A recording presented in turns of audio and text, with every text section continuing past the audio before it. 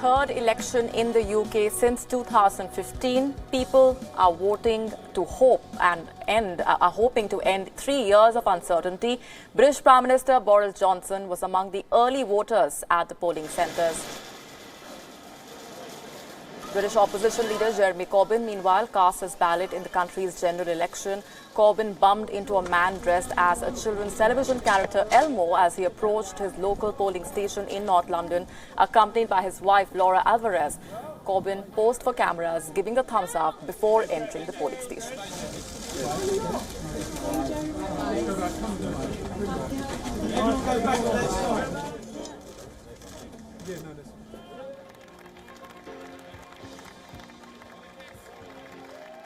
The main contenders, Boris Johnson and Jeremy Corbyn, fighting it out over Brexit. Boris Johnson's mantra, getting Brexit done, versus Jeremy Corbyn's, it's time for real change.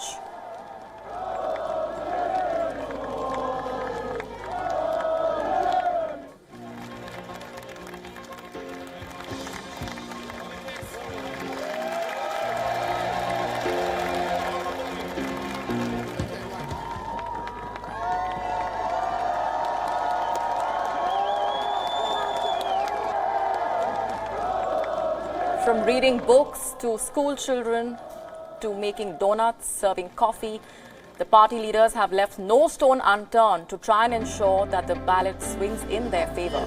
From touring fish markets to making coffee, elections truly making everyone do the unthinkable.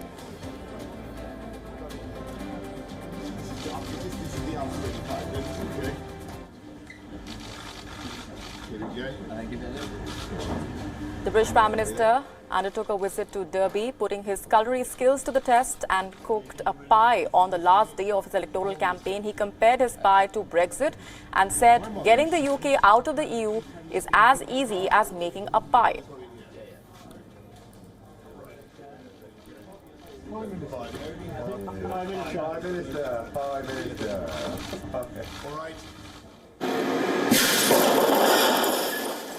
Boris Johnson even drove a bulldozer through a wall of foam bricks with the words gridlock written on it.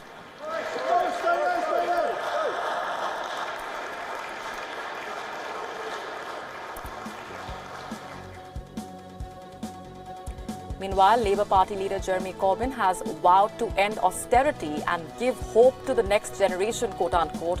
Corbyn started his final day of election campaign in Glasgow. He also made paper reindeers with children at primary schools across the country. The leader of the Liberal Democrats, Jo Swinson, has pitched her promise to stop Brexit. Swinson told the supporters that the time is running out to stop the UK from exiting the EU. She added that if they win, they will stop the withdrawal process.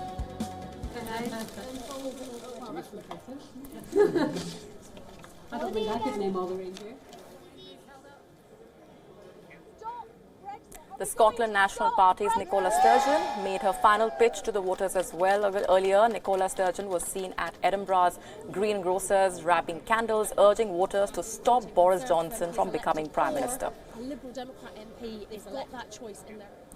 A look at the opinion polls now. The Conservatives have been consistently ahead. The latest poll forecast shows the Conservatives taking 339 seats, that is up by 22 seats from the last general election in 2017. The left-wing Labour Party may take 231 seats. This is down by 31 as compared to 2017. The Scottish National Party is on course for 41 seats as per that opinion poll, and the Liberal Democrats may secure only 15 seats.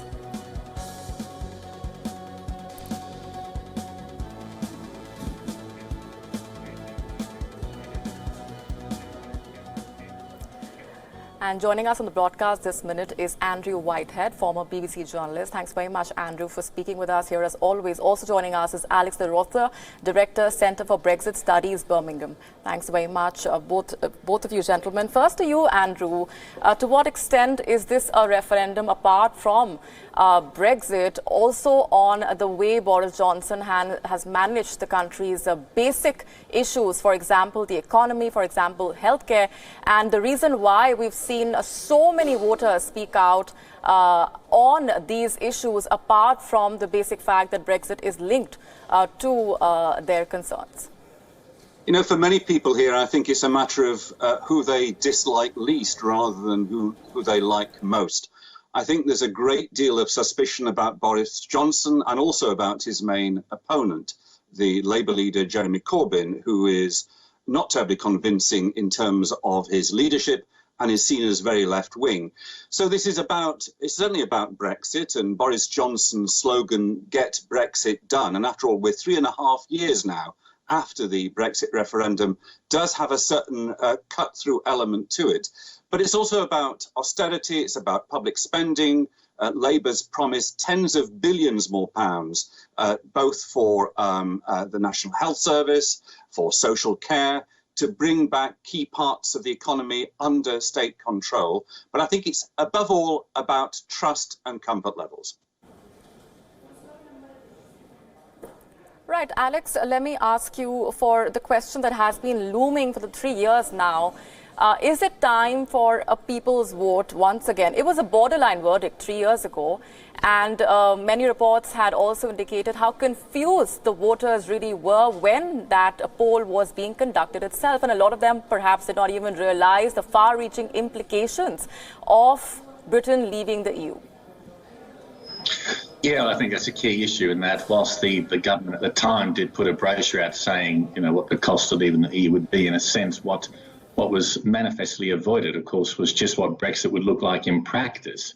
And if anything, the lead protagonist of Brexit, if you think of people like David Davis and so on, and indeed Boris Johnson, you know, the claims being made at the time were that leaving the EU would be as easy as pie, to paraphrase Johnson's latest publicity exercise. And we would be able to retain all the benefits of membership and pursue trade deals with the rest of the world, which frankly was just a falsehood. And I think, you know, part of the reason this has taken so long is to actually operationalise Brexit meant coming to grips with reality and trying to negotiate with the EU in terms of what was permissible. And that was never spoken about at the time. So it's not surprising a lot of people feel frustrated by it. And speaking of which, Boris Johnson has said that leaving the EU is as easy as making a pie. Well, if that was the case, that this would have happened long ago. A closer look at his campaign and the various statements that he has made as a part of his campaign trail in our next report.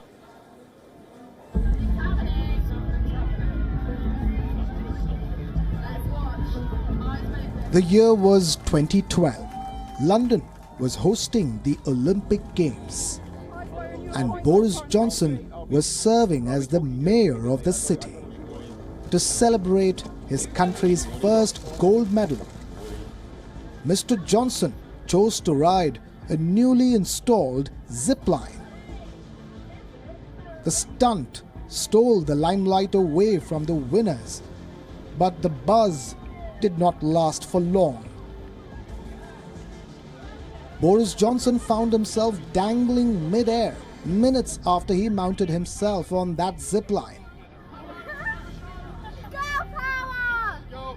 This moment personifies the political situation of Great Britain.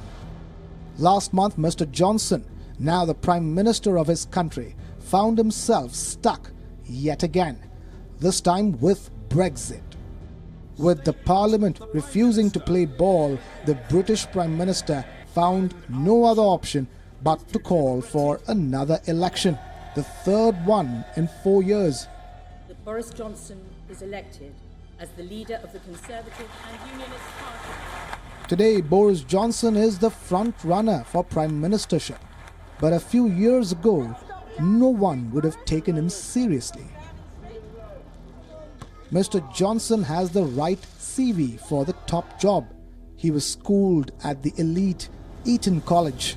He later went to Oxford University, a path that many British Prime Ministers have taken. But many dismissed Johnson as a lightweight due to his gaffe-prone approach to politics. Boris Johnson earned fame as the Brussels correspondent for The Telegraph. His reportage made waves for its criticism of the European Union. Boris Johnson even worked for The Times, but did not last very long. He was fired for manufacturing a quote. After working as a journalist for many years, he made the switch to politics. Johnson was elected Mayor of London in 2008 and served for 2 terms. But he gained worldwide fame for his aggressive campaign in favor of Brexit. When you look at the EU now, it makes me think, as I've just been walking around this wonderful factory, it makes me think of some badly designed undergarment that has now become too tight in some places, far too tight, far too constrictive, and dangerously loose in other places. It was comments like these that would come in handy when the exit of David Cameron triggered a leadership contest within the Conservatives. While Johnson did not win, he was rewarded handsomely. Under Theresa May's leadership, he would serve as the Foreign Secretary. Earlier this year, Theresa May announced that she was stepping down. Johnson got another chance to fight for the Prime Ministership, and he won. Johnson is the second Prime Minister to attempt a Brexit deal, but even he could not get it done. So what's next? Even if he wins the election, Johnson's own party is split over the Brexit plan. Moreover, he faces a massive campaign for yet another referendum. This could trigger more chaos in British politics. But Boris Johnson might just relish that. Bureau Report, Wion, World is One. Andrew, if I can come to you on this, Boris Johnson just 3 months ago approved the biggest rise in day-to-day spending in 15 years. He has somewhat relaxed control on spending, but at the same time been severely criticized for the way in which he has handled the country's economic situation. Why is that?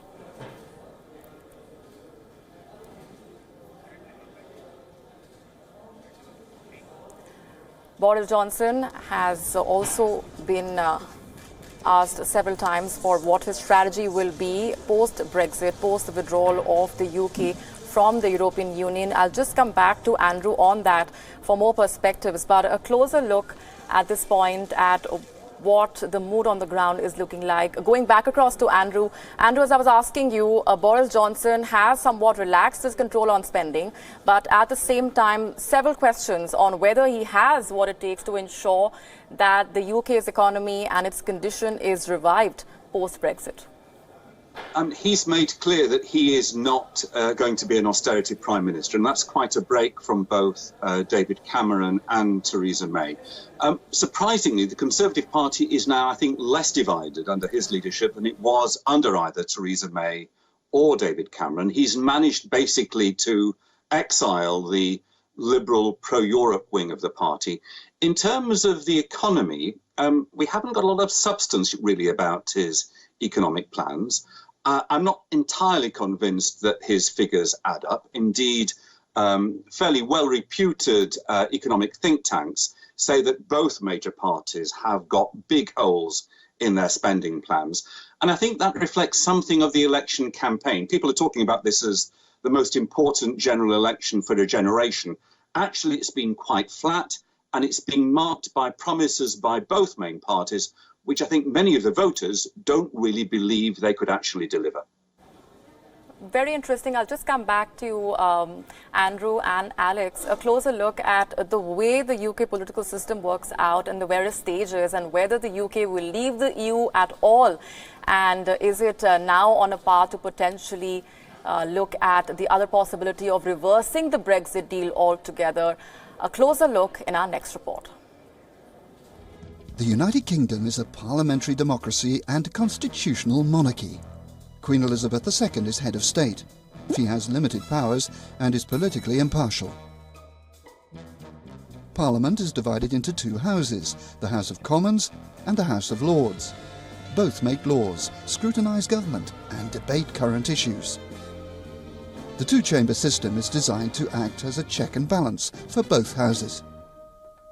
The countdown to a British general election starts with the Prime Minister paying a ceremonial visit to the Queen to formalise the dissolution of Parliament. This used to be a constitutional necessity, but it's now purely a courtesy call, following the introduction of fixed-term parliaments in 2011. A political party that wins an overall majority in the House of Commons, with 326 seats or more, at a general election forms the new government, and its leader becomes Prime Minister. As a general rule, if no party wins an absolute majority, the party with the largest number of seats may form a government by forging an alliance with one or more of the smaller parties, such as the Liberal Democrats, the Scottish National Party, or the Eurosceptic Brexit Party. And also getting in our London Bureau Chief Mandy Clark onto the conversation. Mandy, as we've been discussing, this election is as much about the other issues as it is about Brexit, because all of those issues are directly or indirectly linked to whether Britain leaves the EU. You've been speaking to voters through the day. What are they telling you? And when do we expect the voter turnout figures to emerge? Well, certainly on the streets today, I've been talking to quite a few people, and what seems to come up quite a lot is the NHS, that the National Health Service seemed to be a prime concern to some of the people I spoke to. Also, the wider issue of Brexit, of course. Just in the 2015 election, that never even was a conversation, but of course that is one of the main reasons why this election was called, to get some movement on Brexit. So those two key issues, but more often than not, the average person was worried about the healthcare system, the state of the healthcare system, and having enough funding and also enough nurses and doctors to keep it running. Now, election turnout, the worry is, and that for a lot of the polls that we're hearing, it really depends on the number of people that come out and vote. So you can claim your voting intention, but you still have to physically get to those polls. It has been fairly quiet to some of the polling stations I've been visiting today. It is quite wet today in London. Other parts of the UK is quite bad weather, so that might have effect on voter turnout, but we'll only find that when the polls close at 10 p.m. tonight. Right, and one of the other issues that has been broadly discussed here, Alex, if I can get you in on this aspect, has been the promises that Jeremy Corbyn has made. For example, free broadband, full fibre broadband for every home and business by the year 2030, increase in health spending, of course, and fixing a minimum wage for all workers. All of these promises sound too good to be true, of course. They sound great on paper. Is this a sustainable plan that Jeremy Corbyn has in mind? Well, I mean, the simple answer to that is that if you promise spending commitments, then you need to ensure that you are quite detailed in your costings of how you're going to finance that. I mean, for the Labor Party, of course, they would look at a higher rate of corporation tax, which they point out would bring them broadly into line with other major European economies, and, of course, closing tax loopholes and increasing taxes somewhat for those who earn more than £80,000 a year. So you can cost those proposals. In terms of a higher minimum wage, I mean, you can simply enact that by an act of parliament. I mean, there's nothing pie in the sky about that. Free broadband, of course, broadband coverage in the UK is suboptimal by broad international standards. So it's a meritorious policy if they, in order to make universal broadband coverage and nationalise that in effect. I think part of the issue with the Labor Party and perceptions of Corbyn, of course, is during the normal political cycle, the government of the day tends to monopolise media coverage, and media ownership in the UK is very concentrated in the hands of pro-conservative elements or pro-Brexit elements even. Whereas, as you saw in 2017, once you get into the polling cycle and those normal media rules, if you like, are suspended, then should it be any surprise to see the polling gap narrowed when the opposition party gets more airtime? Now, that might happen again today. I mean, it's too early to say yet. 2017, of course, predicted a 100-odd seat Conservative majority, and we ended up with a hung parliament. If Remain voters galvanise and vote tactically, of course, and one recent report suggests as few as 30 seats where they vote tactically could swing it to a hung parliament, we might yet be surprised in terms of tonight's outcome. So, right. Are Labor's plans realistic? Well, I mean, if you can provide detailed costings and show how you're going to pay for those, then yes, they are. Right, and as with a lot of questions doing the rounds regarding Brexit, no clear answer. Andrew, let's also speak in more detail about how this election, of course, has far-reaching implications, not just for the UK, but also for the EU and also for countries across the world. And the reason why they've been watching this election very closely is because, for example, the Indian diaspora, estimated 1.5 million in number, and the election result also has a direct bearing on the UK-India relationship. But looking at the way the UK leadership has handled several issues like the attack on the Indian High Commission in London or the protests around Diwali, a lot of criticism that has come the way of the UK leadership. While on one hand they say they will not allow any anti-India sentiment on the ground, they don't seem to be walking the talk. I have to say, this has been a fairly minor element of the campaign. There's been a little bit of noise made by members of the Indian community here in the UK about concerns about the Labour Party's attitude towards Kashmir, its criticism of India for human rights abuses, and also criticism both of the Metropolitan Police and of the British government for not giving enough protection to the Indian High Commission when there were slightly unruly protests outside by British Kashmiris. The political loyalty of the Indian community in Britain has started to move. Once upon a time, most British Indians voted Labour. Now many vote Conservative. But still in the last Parliament, there were more Labour MPs of Indian origin than Conservatives. And I think that will probably be the case in the new Parliament as well. All right, and the last thing that the Britons want is more uncertainty. Let's hope the outcome over the next few hours will give the UK the clarity that's been craving for the last 3 years, to say the least. We're going to leave it there for the moment. Thanks very much, gentlemen, and Mandy, for joining us with those updates and perspectives.